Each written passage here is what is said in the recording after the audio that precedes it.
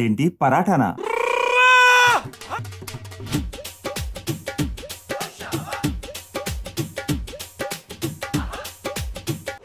Friends, paratha కేవలం north ఇండియాలోనే కాదు, మొత్తం భారతదేశం అంతా ఇష్టంగా తినే బ్రేక్ఫాస్ట్ ఆప్షన్. ఆలు, కాలీఫ్లవర్, ముల్లంగి వంటి వెరైటీ ఫిల్లింగ్స్ తో పరాఠా తయారు చేస్తారు. వీటిని చాలా మంది డైలీ టిఫిన్ గా తింటారు. టేస్ట్ లో పరాఠాకి తిరుగులేదు. కానీ ప్రాబ్లం ఏంటంటే పరాఠా రెగ్యులర్ గా తినడం వల్ల పొట్ట పెరుగుతుంది, గ్యాస్ అండ్ ఎసిడిటీ ఫామ్ అవుతాయి, కొలెస్ట్రాల్ పెరుగుతుంది, డయాబెటిస్ కంట్రోల్లో ఉండదు మరియు పూర్తి రోజంతా టైర్డ్ గా అనిపిస్తుంది. కానీ ఈ రోజు నేను మీతో కొన్ని ప్రాక్టికల్ టిప్స్ ని షేర్ చేయాలనుకుంటున్నాను. వాటిని యూజ్ చేసుకుని మీరు పరాఠా తిన్నట్లయితే టేస్ట్ లో కాంప్రమైజ్ అవ్వరు, హెల్త్ కి ప్రాబ్లం కూడా రాదు. మాట్లాడుకుందాం డీటెయిల్ గా డిఫరెంట్ పరాఠాస్ కోసం, ఏ విధంగా వాటిని ప్రోటీన్ రిచ్ చేయొచ్చో, ఏ విధంగా తింటే పూర్తి బెనిఫిట్స్ ని పొందొచ్చు అనే వాటి కోసం. రండి ఆలస్యం చేయకుండా స్టార్ట్ చేద్దాం. Hello friends, welcome to fit tuber Telugu. ఒక్క ఆలు పరాఠాతో మీకు లభిస్తాయి 300 క్యాలరీస్, ఇంచుమించు 46 గ్రాముల కార్బోహైడ్రేట్స్, 6 గ్రాముల ప్రోటీన్ మరియు 11 గ్రాముల ఫ్యాట్. అన్ని స్టఫ్డ్ పరాఠాస్ లోనూ ఇంచుమించు 250 నుండి 300 క్యాలరీస్ ఉంటాయి. దీన్ని రోటీతో కంపేర్ చేసినట్లయితే ఒక రోటీలో ఇంచుమించు 120 క్యాలరీస్ డిఫరెన్స్. కానీ క్యాలరీస్ ఎక్కువగా ఉన్నంత మాత్రాన ఏ ఫుడ్ అయినా చెడ్డదైపోదు.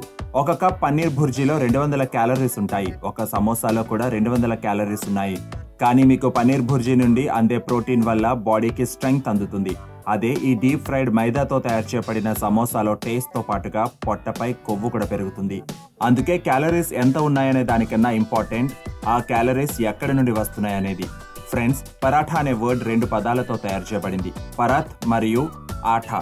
అంటే ఆటాతో ఒక దుప్పటిలాగా చేసి కాల్చినట్లయితే పరాఠా తయారవుతుంది. అందుకే రోటీతో కంపారిజన్ లో పరాఠాలో ఎక్కువ ఆటా పడుతుంది మరియు కాల్చడానికి ఆయిల్ కూడా యూజ్ చేస్తారు. దీంతో ఆటాతో చేసిన షీట్ త్వరగా కాలుతుంది. ఇక్కడే తప్పు చేస్తున్నాం మనం. ఎందుకు పరాఠా ఇంత హెవీగా అయిపోతుంది మరియు రెగ్యులర్ గా తినడం వల్ల మన బాడీ జబ్బులకు నిలయంగా మారిపోతుంది. ఇన్ఫాక్ట్ మీకు ఈ విషయం తెలిస్తే షాక్ అవ్వచ్చు. అదేంటంటే పరాఠా పూరి కన్నా ఎక్కువ ఆయిల్ ని అబ్జార్బ్ చేసుకుంటుందని. అందుకే మీరు పరాఠా తయారు చేసుకుంటున్నప్పుడు ఒక పని చేసినట్లయితే పరాఠా ఆలూదైనా, మేతిదైనా లేదా పన్నీర్దైనా సరే మీకు ప్రాబ్లం అవ్వదు, కానీ బెనిఫిట్ లభిస్తుంది. బేసికలీ మీరు పరాఠాకి ఎలా పిండి కలుపుకుంటారో అలాగే కలుపుకోండి. ఏ స్టఫింగ్ ఫిల్లింగ్ చేయాలనుకుంటున్నారో దాంతో ఫిల్ చేసుకోండి. కానీ పెనంపై కాల్చేటప్పుడు ఆయిల్ లేకుండా కాల్చుకోండి. 2 నిమిషాలు టైం ఎక్స్ట్రా పడుతుందంతే. బట్ అధికంగా ఆయిల్ వేసి కాల్చుకుంటే వచ్చే ప్రాబ్లమ్స్ రానే రావు. ఫ్రెండ్స్, ఆయిల్ ఏదో చెడ్డ వస్తువు కాదు. ఇన్ఫాక్ట్ ఆయిల్ అవసరం మన హార్ట్ అండ్ బ్రెయిన్ యొక్క ప్రాపర్ ఫంక్షనింగ్ కి. కానీ ప్రాబ్లం ఏంటంటే మనం ఎప్పుడైతే ఆయిల్ తో గ్రెయిన్స్ ని ఫ్రై చేస్తామో అప్పుడే. ఆయిల్ తో గ్రెయిన్స్ ని ఫ్రై చేసినట్లయితే దాన్ని డైజెస్ట్ చేసుకోవడం బాడీకి కష్టమైపోతుంది. మీరు ఎంతగా ఫ్రై చేసిన గ్రెయిన్స్ ని తింటారో అంతే త్వరగా ఆర్టరీస్ బ్లాక్ అవుతాయి, ఫ్యాట్ పెరుగుతుంది మరియు అలసట వస్తుంది. మీరే గమనించండి, ఒకవేళ ఉదయం బ్రేక్ఫాస్ట్ లో 2-3 పరాఠాలు తిన్నట్లయితే లేజీగా అనిపిస్తుందిగా. బ్రేక్ఫాస్ట్ ద్వారా మనకు అందాల్సిన ఎనర్జీ అందకపోగా ఉదయాన్నే మళ్ళీ పడుకోవాలనిపిస్తుంది. కానీ మీరు పరాఠా తయారు చేస్తున్నప్పుడు అస్సలు ఆయిల్ గానీ నెయ్యి గానీ అప్లై చేయకపోతే అప్పుడే దీన్ని స్టఫ్డ్ రోటీ అంటారు. దీన్ని తినడం వల్ల మీ ఆర్టరీస్ బ్లాక్ అవ్వవు, కొలెస్ట్రాల్ పెరగదు మరియు అలసట కూడా రాదు. అంటే దీని అర్థం మీరు డ్రై పరాఠా చేసుకోవాలని కాదు. పరాఠా రెడీ అయ్యాక అప్పుడు దానిపై నెయ్యి లేదా ఫ్రెష్ వెన్నని వేసుకోండి. మీరు చూడొచ్చు, నేను ఈ పరాఠాని ఆయిల్ లేకుండా తయారు చేశాను. తయారయ్యాక పైన నెయ్యి రాశాను. ఇది నార్మల్ పరాఠాలాగే ఉందిగా. ఫ్రెండ్స్, మీరు ఇలాంటి పరాఠాస్ తిన్నట్లయితే అవి డ్రైగా ఉండవు మరియు నెయ్యి అండ్ బటర్ వంటి హెల్దీ ఫ్యాటీ యాసిడ్స్ తో మీ హెల్త్ కి బెనిఫిట్ ని అందిస్తాయి. మరియు అన్నింటికన్నా గొప్ప విషయం ఏంటంటే టేస్ట్ లో కూడా తేడా ఉండదు.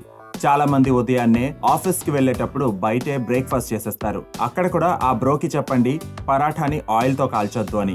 బట్ పరాఠా తయారయ్యాక మాత్రమే దానిపై బటర్ ని అప్లై చేయమని. ఫ్రెండ్స్, ఈ చిన్న టిప్ వల్ల మీ హెల్త్ కి చాలా బెనిఫిట్స్ అందుతాయి. మీరు కూడా దీన్ని ఒకసారి తప్పకుండా ఇంట్లో తయారు చేసుకోండి. బట్ మీకు ఆయిల్ లో ఫ్రై చేయకపోతే ఆ టేస్ట్ రావట్లేదు అనిపించినట్లయితే అప్పుడు గుర్తుంచుకోండి, పరాఠాని రిఫైన్డ్ ఆయిల్ లో ఫ్రై చేసుకోకండి. ఫ్రెండ్స్, రిఫైన్డ్ ఆయిల్ ఎలా తయారవుతుంది, మీ హెల్త్ కి ఎంత డేంజరస్ అనే దాన్ని ఈ వీడియోలో మీకు షేర్ చేశాను. వీటిని మీరు మీ కిచెన్ నుండి దూరంగా ఉంచుకోండి. పరాఠాని కాల్చాలి అనుకుంటే దేశీ ఆవు నెయ్యిని గానీ లేదా ప్యూర్ ఆవ నూనెను గానీ యూస్ చేసుకోండి. ఈ 2 చాలా బెటర్ ఆప్షన్స్. బట్ కాల్చుకునేటప్పుడు వీటి యొక్క క్వాంటిటీస్ ని తక్కువగానే యూస్ చేసుకోండి. మీరు టాపింగ్ గా పచ్చి నెయ్యిను చక్కగా వాడుకోవచ్చు. ఫ్రెండ్స్, వెయిట్ తగ్గి మస్క్యులర్ గా కనిపించడానికి ప్రోటీన్ ఒక ఇంపార్టెంట్ మ్యాక్రో న్యూట్రియంట్. ఎందుకంటే ప్రోటీన్ తినడం వల్ల మజిల్స్ బిల్డ్ అవుతాయి, బాడీ యొక్క రిపేర్ అవుతుంది మరియు ప్రోటీన్ బాడీలో స్లోగా డైజెస్ట్ అవుతుంది. దానివల్ల తిన్న తర్వాత ఆకలి వేయదు. ఫ్రెండ్స్, ఆలు పరాఠాని చాలా మంది హెల్దీ అనుకోరు, ఎందుకంటే పిండిలో కార్బ్స్ ఉంటాయి. మళ్ళీ దుంపలు కూడా కార్బ్స్ కి ఒక సిగ్నిఫికెంట్ సోర్స్ కాబట్టి. ఇలాంటప్పుడు నా సలహా ఏంటంటే మీరు ఆలు పరాఠాని పెరుగుతో పాటు తినండి. ఎందుకంటే పెరుగులో కార్బ్స్ చాలా నెగ్లిజిబుల్ గా ఉంటాయి. బట్ పెరుగు ప్రోటీన్ అండ్ హెల్దీ ఫ్యాట్స్ కి ఒక మంచి సోర్స్. దాంతో ఆలు పరాఠా విత్ పెరుగు ఒక బ్యాలెన్స్డ్ మీల్ అవుతుంది. పెరుగుతో పాటు అయితే గనక మీరు 3 పరాఠాస్ తినే బదులుగా 2 పరాఠాస్కే పొట్ట నిండిపోతుంది మరియు మీకు కంప్లీట్ న్యూట్రిషన్ కూడా లభిస్తుంది. ఇన్ఫాక్ట్ పన్నీర్ పరాఠాతో తప్ప పెరుగు అన్ని రకాల పరాఠాస్ తో తినొచ్చు. 4 రకాల పరాఠాస్ ద్వారా మీకు ప్రోటీన్ మంచి క్వాంటిటీస్ లో లభిస్తాయి. అవేంటంటే ముందుగా పన్నీర్ పరాఠా, రెండవది సత్తు పరాఠా, మూడవది దాల్ పరాఠా మరియు 4వది గ్రీన్ పీస్ పరాఠా. పెరుగు యాడ్ చేసుకున్నట్లయితే ప్రోటీన్ మరింతగా పెరుగుతుంది. కొంతమందికి ముల్లంగి పరాఠా తినడం వల్ల గ్యాస్ ఫామ్ అవుతుంది.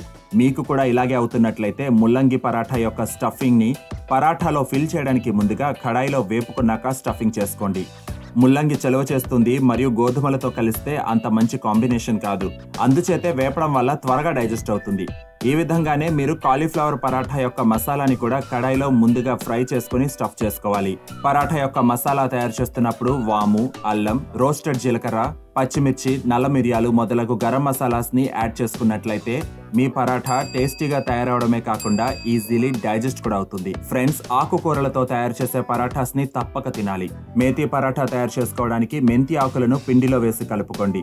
లేదా మీరు మెంతి ఆకుల యొక్క పూర్తి టేస్ట్ ని ఆనందించాలనుకుంటే పరాఠా ఫిల్లింగ్ గా ఉండి యాంటీ డయాబెటిక్ మరియు ఫ్యాట్ లాస్ కి ఒక ఔషధం లాగా పనిచేసి పూర్తి లాభాలు అందుకోవాలనుకుంటే మెంతి ఆకులను సెపరేట్ గా సాటే చేసుకుని మసాలా చేసుకుని పరాఠాలో స్టఫ్ చేసుకోండి.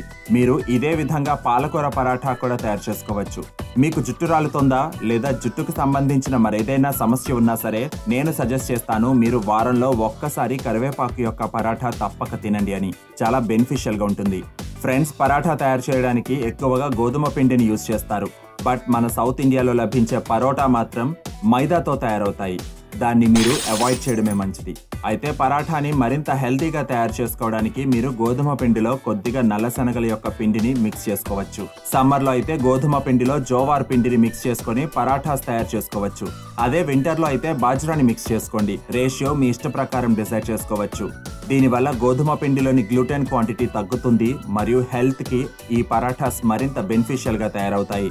ఫ్రెండ్స్, ఈ వీడియోలో మనం మొత్తంగా 9 విషయాలు మాట్లాడుకున్నాం. త్వరగా రీక్యాప్ చేసుకున్నట్లయితే పరాఠా కాల్చేటప్పుడు ఆయిల్ తో కాల్చకుండా కాలాక పైన కొద్దిగా నెయ్యి లేదా వెన్నని అప్లై చేసుకోండి. అదే వేపాలి అనుకుంటే గనుక నెయ్యి లేదా ప్యూర్ ఆవు నూనెలనే యూజ్ చేయండి. పరాఠాని మీరు పెరుగుతో పాటు తిన్నట్లయితే ప్రోటీన్ అధికంగా లభిస్తుంది మరియు 3 పరాఠాస్ కి బదులుగా 2 పరాఠాస్కే కడుపు నిండిపోతుంది. పన్నీర్, సత్తు, దాల్ మరియు గ్రీన్ పీస్ పరాఠాస్ లో నేచురల్ గానే ప్రోటీన్ అధికంగా ఉంటుంది. ముల్లంగి మరియు కాలీఫ్లవర్ యొక్క పరాఠాస్ వల్ల గ్యాస్ ఫామ్ అవ్వకూడదంటే స్టఫింగ్ చేసే ముందుగా వాటిని ఒక కడాయిలో ఫ్రై చేసుకుని స్టఫ్ చేసుకోండి. ఆకుకూరలతో చేసిన పరాఠా తప్పక తినండి. వీటి యొక్క కొన్ని ఆకులను పిండిలో కలుపుకోవడం కంటే ఆకులను నెయ్యిలో వేపి స్టఫింగ్ చేసుకోవడం బెటర్. ఒకవేళ మీకు హెయిర్ ఫాల్ అవుతున్నట్లయితే కరివేపాకు యొక్క పరాఠాస్ చాలా బెనిఫిషియల్. పరాఠా తయారు చేస్తున్నప్పుడు వాము, అల్లం, రోస్టెడ్ జీలకర్ర, పచ్చిమిర్చి, నల్ల మిరియాలు మరియు గరం మసాలాస్ ని యూజ్ చేసుకోవడం వల్ల టేస్ట్ పెరుగుతుంది మరియు పరాఠా త్వరగా జీర్ణం అవుతుంది కూడా. పరాఠా యొక్క పిండిని మరింత పౌష్టికంగా తయారు చేసుకోవడానికి అందులో కొద్దిగా నల్ల శనగల యొక్క పిండిని యాడ్ చేసుకోండి. సమ్మర్ లో అయితే జోవార్, వింటర్ లో అయితే బాజ్రా ఫ్లవర్స్ ని మీ ఇష్ట ప్రకారం యాడ్ చేసుకోవచ్చు. ఫ్రెండ్స్, మీరు ఈ విధంగా పరాఠాస్ ని తయారు చేసుకుని తిన్నట్లయితే ప్రాబ్లమ్స్ కాదు, అన్ని ఉపయోగాలే. నేనైతే ఇలాగే తింటాను. మీరు కూడా ట్రై చేసి చూడండి మరియు మీ ఎక్స్పీరియన్స్ ని కామెంట్ సెక్షన్ లో తప్పక తెలియజేయండి. ఫ్రెండ్స్, ఈ వీడియో చూసాక మీకు కూడా పరాఠా తినాలనిపిస్తుంటే ఒక లైక్ చేయండి. My name is Vivek. I thank you so much for watching.